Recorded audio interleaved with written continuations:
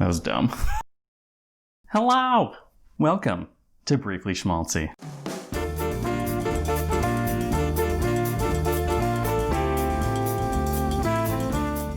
Today we're going to make a cocktail inspired by the poem Gate A-4 by Naomi Shihab Nye. You can find the recipe down below if you'd like to follow along. Now, because the poet is Muslim, I thought we could make a little mocktail today. That's right, no alcohol.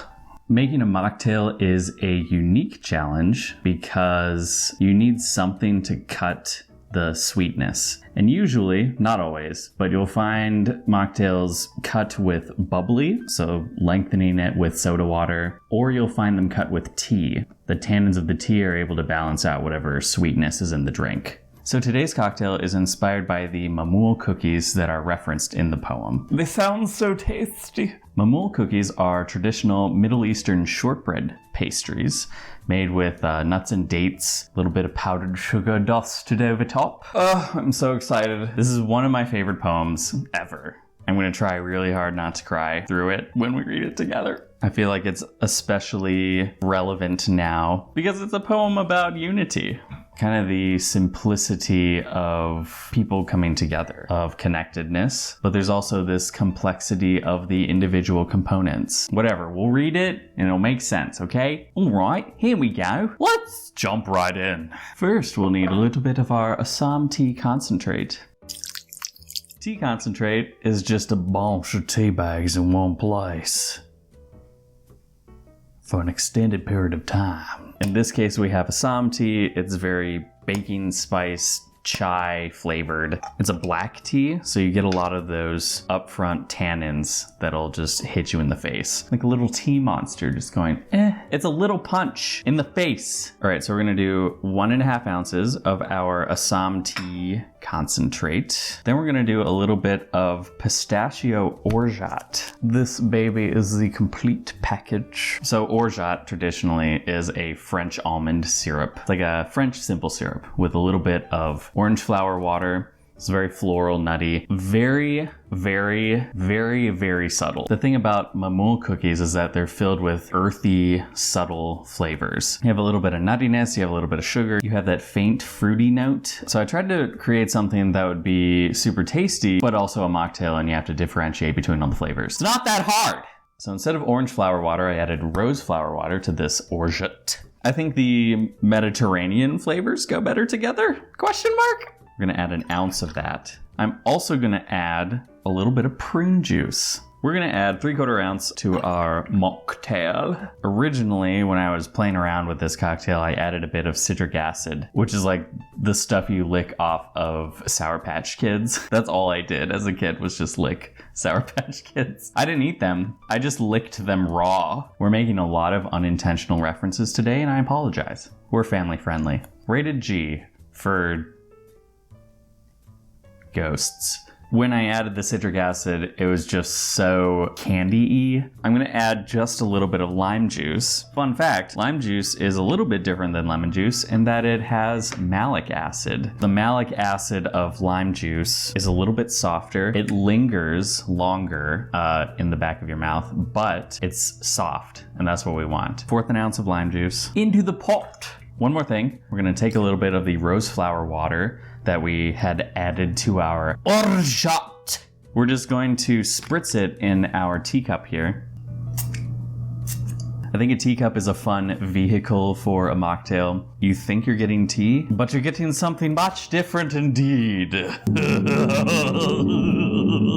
I also like the idea of just getting a nose full of that rose. It also layers the flavor a bit of the rose water and the orgeat. Everything's coming together. It's about unity! We just hopefully did Naomi Shihab Nye proud. Naomi Shihab Nye, you're so great. Okay, let's add our ice. Now it's time to shake it ass. Double strain into our little tea baby here. Nice. It looks a lot like tea. So let's add a few of our dates here. Nature's like, look, we have hurricanes and forest fires and a plethora of other horrible natural disasters, but we also got dates. Nature caramel candy goodness. One more thing. I made these dehydrated limes. Bloop. Now that's a bloop.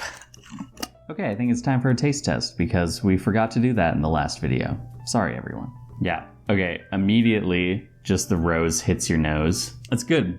I was worried it would be a little bit muddy, like all the flavors would just meld together and you couldn't pick out anything. But immediately you get the chai spice, warm, baking, cozy flavors. Then you get the prune. It lifts all the warmness, makes it a bright, delightful drink, which is great because the poem we're about to read is super hopeful and bright and, oh, I could do this all day. The pistachio is there, but very subtle. We really only needed it for sweetness. Very tasty. I don't know. If I ordered a mocktail at a bar, I'd be happy with this. I'd be like, look, Gerald, I don't need your alcohol. It kind of is like biting into a cookie. Delicioso. All right, y'all. Let's go read a poem. Tastes like mustard. Just kidding.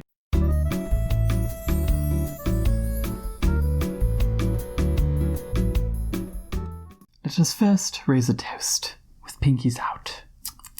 That's nice.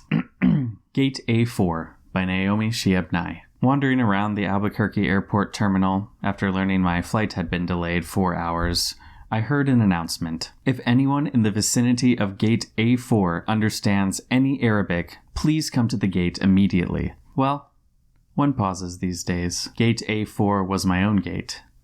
I went there. An older woman in full traditional Palestinian embroidered dress, just like my grandma wore, was crumpled to the floor, wailing. "Help," said the flight agent.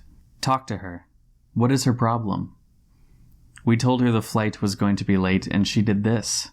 I stooped to put my arm around the woman and spoke haltingly. "Shudwa, shubaduk, habibati, astani shwe, min fudlik, shubitsawi." The minute she heard any words she knew, however poorly used, she stopped crying. She thought the flight had been canceled entirely. She needed to be in El Paso for major medical treatment the next day. I said, "No, we're fine. You'll get there. Just later." "Who is picking you up?" "Let's call him." We called her son. I spoke with him in English. I told him I would stay with his mother till we got on the plane and ride next to her. She talked to him. And then we called her other sons just for the fun of it.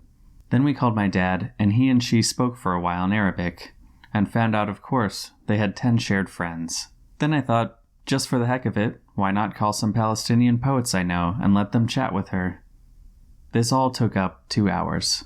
She was laughing a lot by then, telling of her life, patting my knee, answering questions. She had pulled a sack of homemade Mamool cookies, little powdered sugar, crumbly mounds, stuffed with dates and nuts from her bag, and was offering them to all the women at the gate. To my amazement, not a single woman declined one. It was like a sacrament. The traveler from Argentina, the mom from California, the lovely woman from Laredo. We were all covered with the same powdered sugar. And smiling. There is no better cookie. And then the airline broke out free apple juice from huge coolers, and 2 little girls from our flight ran around serving it, and they were covered with powdered sugar too.